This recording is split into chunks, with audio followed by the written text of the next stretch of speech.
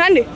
ఇక్కడ వచ్చేసి వెంటనే సీఎం రేవంత్ రెడ్డి రావట్లే అన్నాడు. మార్నింగ్ నుంచి సీఎం రేవంత్ రెడ్డి గారు మాన్ఫాషోలో వచ్చేసి చిత్రపూరి కాలనీ ప్రక్షాళన చేస్తా అన్నాడు.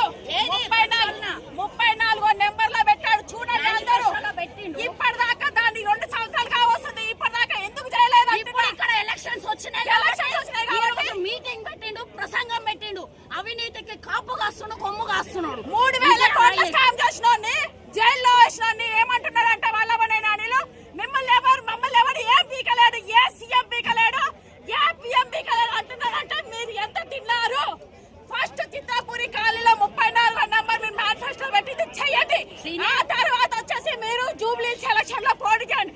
మీ అనిల్ మీ వల్ల నవీన్ యాదవ్ వచ్చేసి వాళ్ళ నాన్నకు కూడా జూనియర్ ఆర్టిస్ట్ కార్డు ఉన్నది. ఎక్కడి నుంచి వచ్చింది?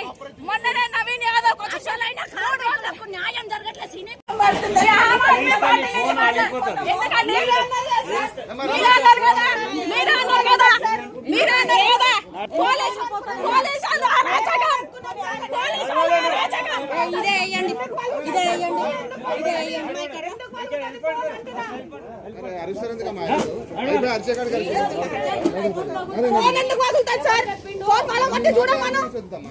మీకేం కావాలో మీరు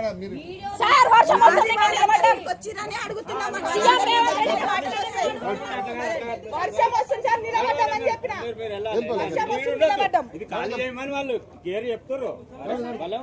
ప్రోగ్రామ్